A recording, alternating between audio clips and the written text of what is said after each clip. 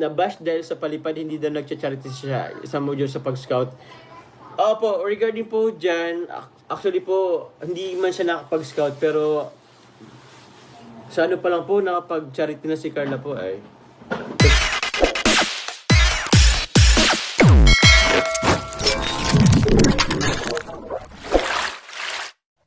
So yun mga kalingap ang Papa Joms ay ipinagtanggol po ang kanyang baby Carla sa mga mapanira at mapanuring mga baser at lahat na lang po ay pinupukol kay baby Carla sa pagkakataon na ito mga kalingap ay nagsalita na o ipinagtanggol na po ni Papa Joms si baby Carla. Okay? So lahat na lang po ini-issue po kay baby Carla o issue po tungkol po sa palipad, issue po tungkol po sa pagcha-charity. So yan po ang ating paksa ngayong araw na ito. Pero bago po yan, tayo muna po ay magbibigay po guys sa ama at founder po ng Kalingap, Kuya Paul Santos Matubang.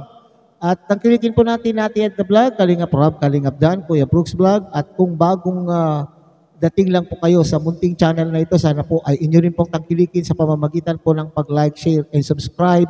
At tuloy, pindutin na rin po ang notification bell at nang sa ganon ay tayo pa rin po ay magsama-sama sa susunod pa pong mga reaction videos na ating gagawin. Likewise, may galong shoutout po sa ating mga kasamahan po dyan sa Karepa, Kalingap Reactor Partners sa pamumuno po yan ng aming presidente, Javier De Leon, a.k.a. Birador. At tangkilikin din po natin mga Kalingap, ang ating mga kasamahang Kalingap partners, Kalingap Charity Vloggers po. Lalong-lalo na po yung mga nakatalaga po dyan sa mga iba't ibang Kalingap landing pad na mayroon po tayo dito sa ating bansa. At ganun din po sa inyong Kalingap subscribers, solid supporters, and organic sponsors. At ganun din sa ating mga kapatid po dyan sa Team Somay ng Kalahi Community at ng buong Kalahi Community. Okay? So, bago po natin ipagpatuloy ang ating pagbibigay ng komento, kuro-kuro, opinion at reaksyon tungkol po sa naturang paksa, ay sabay-sabay po muna natin panuurin mga Kalingap ang isang maikling video clip po na ating kinuha po sa live po ni Papa Joms o Kalingap Jomar. Dito po tayo magbabase ng ating reaction. Tunghayan po natin mga Kalingap. Okay lang naman po na mag-live po kami para si Carla po. Nabash dahil sa palipad, hindi daw nagcha-charity siya, isang module sa pag-scout. Opo, regarding po dyan, actually po, hindi man siya nakapag-scout, pero sa ano pa lang po, nakapag-charity na si Carla po ay. Sa totoo lang po. Kasi, tawag niyan, siya pa lang po, sa mga ano kay Kalingap Rob, true Kalingap Rob po, true Jomcar, serye, nakapag-charity na rin po si Carla. Sa totoo lang po. Ano ko lang po, inform ko lang din po, yung mga basher dyan, hindi siya, basta yun lang din naman po. Opo, hindi po, actually, hindi po question yung pag-ano ni Carla ko. Kasi, yun po, siya pa lang po nakapag-charity na po siya. Hindi man nyo nakikita yung tulad ng pag-scout namin or pag-charity namin, iba po yung ano niya, tawag yan, sa ibang way po yung pag-charity niya. So, yun lang naman po. Just, ano lang. Ano nun? Basta.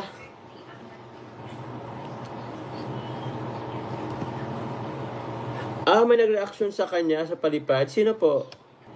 Kung isama ko po siya, pwede po kung available siya, alam po natin na si Carla po is still student po, nagkaklase pa. Tsaka, hindi rin po, depende pa rin po. Hingi pa rin po tayo ng permiso po kay Kalingap Rob. Opo, hindi po yun ganun kadili po kasi ay. Si okay po, si Banat daw. Si Banat Bagsik daw. Okay. Narinig ko na nga rin po yan. Di ko alam kung ano pong nabanggit niya, pero para sa akin, actually si Kalingap Rob din po nagsabi, matagal na pong nakapag-charity si Carla. True Jomcar, serye, yan po. At sa iba pang ways. Yan lang po. Yun, ignore please. Yan. Ignore na lang po natin. Basta alam naman po natin kung talagang supporters po kayo. alam natin. Alam natin yung ano. So yun mga Kalingap, ang unang punto po natin, ang ipopokus po natin sa naturang video po mga Kalingap ay itong issue na sinasabi po nila na bakit napakarami po ang palipad po ni Baby Carla at hindi naman po siya daw nagcha-charity. Bakit po pinapaliparan? Hindi naman po nagcha-charity. Naku po. Anong pakialam po natin dito mga Kalingap? Anong pakialam po natin dito? Okay. So unang-una, maski ordinaryong vlogger na nagsimula na hindi sikat, okay?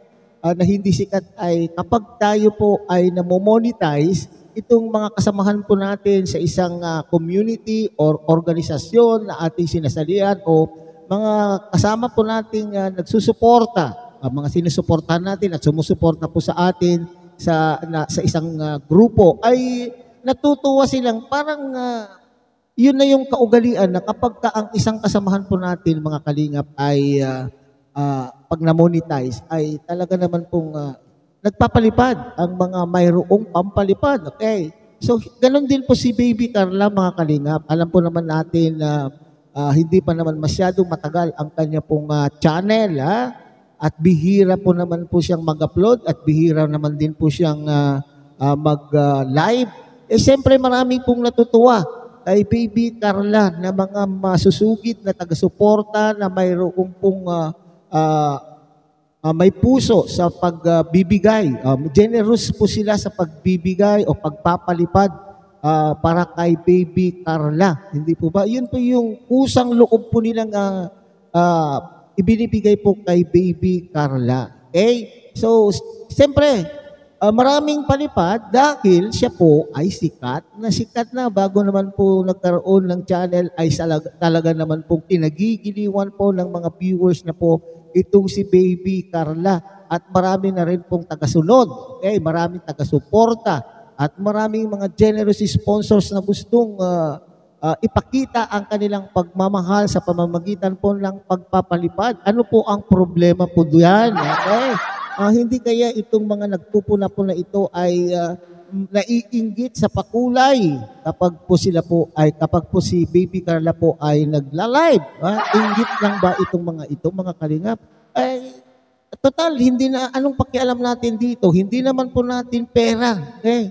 Yung mga nagpapalipad po na yan, nasa kanila na po kung sino po ang gusto nila pong paliparan. Maski sabihin po ninyo na itong mga naghihirap na nagcha-charity ay dapat sila ang bigyan, maski i-promote pa yan ng kung sino man pong Poncio Pilato, kung sino man po ang magsasabi, maski man po itong ating founder na si Kuya Bal ay sabihin man niya sa kanyang live na, itong si ganito ay paliparan nyo. Kung talagang ayaw po, wala tayong magagawa kung ayaw po ng mga taong ito na pera na po nila yan. Hindi natin mapipilit ang mga tao na magpalipad doon sa mga charity vloggers. Kung sino po yung gusto, yun po yung kanila pong bibigyan. Siyempre, natutuwa po sila kay Baby Carla. Di siya po yung kanila pong bibigyan po ng palipad. Okay? So doon naman po sa punto na sinasabi, bakit pinapaliparan at hindi naman nagcha-charity. Unang-una sa lahat, intindihin ng nagsasalita na ito. Yung mga nagsasalita na ito namumuna ano pang tawag diyan, namumuna yung walang masabi o nambabas, sabihin na lang natin, unang-una, sabi ko nga hindi naman po talaga charity pa, hindi pa full-fledged o hindi full-time charity vloggers itong si Baby Carla. Bakit po? Bakit hindi ito naunawaan? Una, sabi ko nga, bagong-bago po yung kanyang channel. Pangalawa, hindi siya pa makapag full-time na charity vlogger sapagkat siya po ay nag-aaral pa. Napakahirap pa po yan intindihin. Ang priority po ni Baby Carla dito, mga Kalingap, ay yung kanyang pag-aaral. Okay?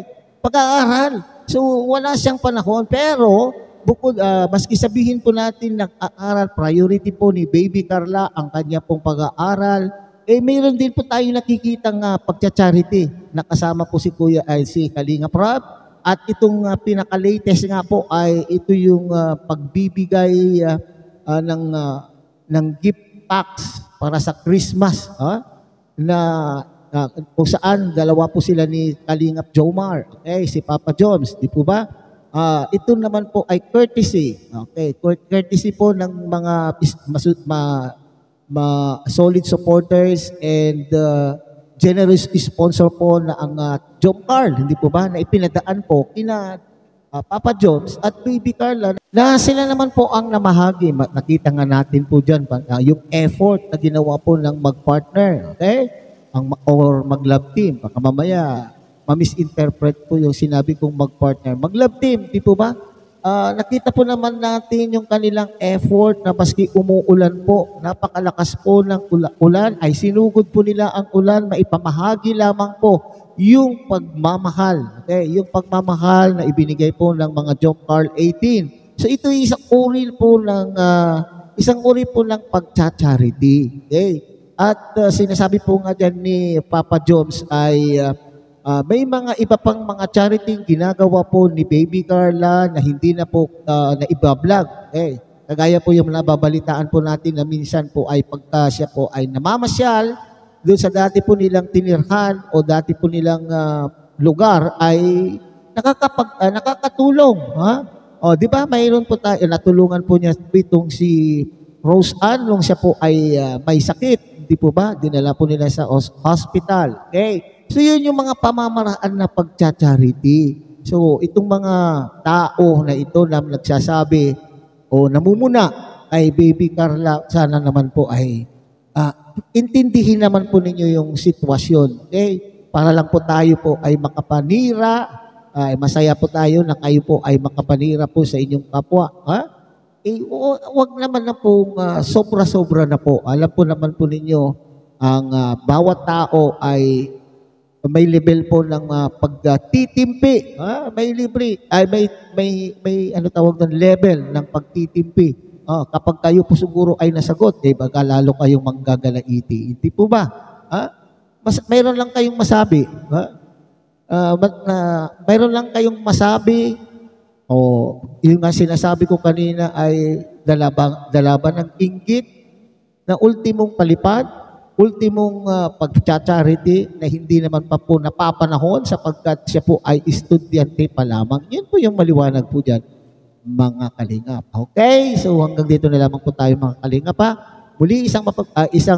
Muli ay tangkilikin po natin Kuya Bal Santos Matubang, Ate Edna Vlog, Kalingap Rob, Kalingap Dan, Kuya Brooks Vlog, at pinapakiusapan po kayo ng inyong lingkod na sana po ay tangkilikin din po nyo ang munting channel nito sa pamamagitan po ng pag-like, share, and subscribe.